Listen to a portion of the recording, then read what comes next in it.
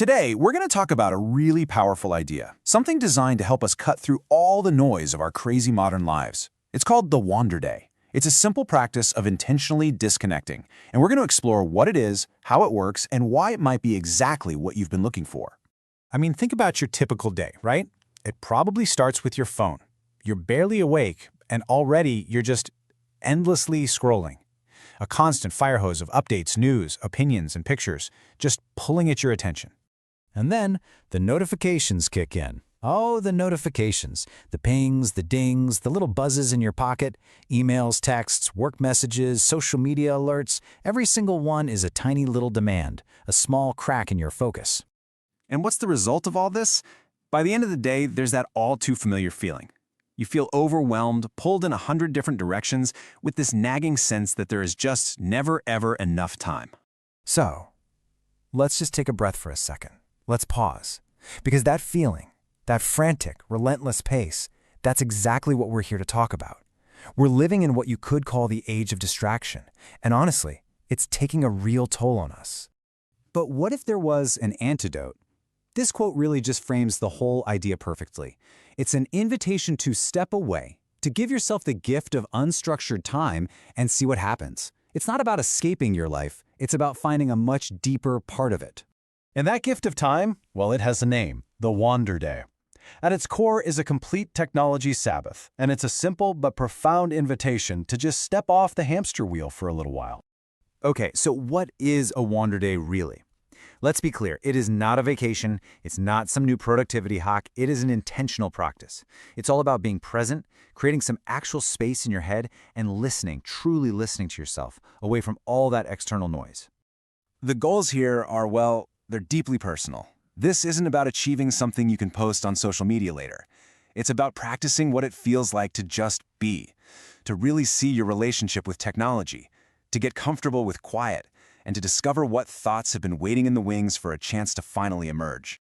Now, I know this might sound a little abstract, but it's actually grounded in a very simple framework. There are just 4 essential guidelines that make the whole experience so powerful. Let's break them down. All right, these are the 4 core commitments. First up, duration. We're talking a solid 8 continuous hours. That's enough time to really settle in and get past that initial fidgety feeling. Second, the technology Sabbath. This is the big one, and it's non-negotiable.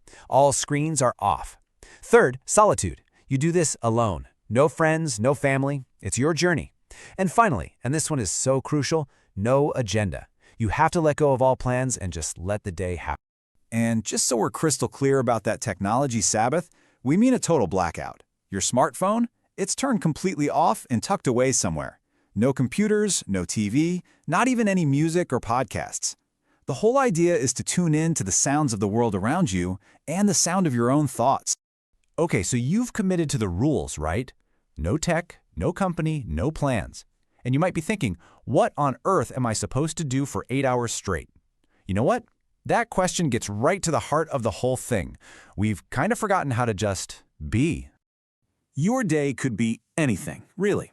A long walk out in nature, just sitting on a park bench watching life go by, grabbing a meal by yourself and actually tasting every bite. The key is, you're not trying to accomplish a single thing. You are just experiencing the moment, whatever it brings. This quote, this is basically the only instruction manual you need. Follow your curiosity. Go where your energy takes you. It's about trusting that inner voice. It's a radical act of trusting yourself. So the experience itself is really powerful, but the real magic, that often happens when you take a moment to process it. That's where you find the insights, the things you only discover when you finally stop searching so hard. Let's look at how to capture them. To wrap up the day, the idea is to spend the last 30 minutes writing a letter to yourself. Pen and paper.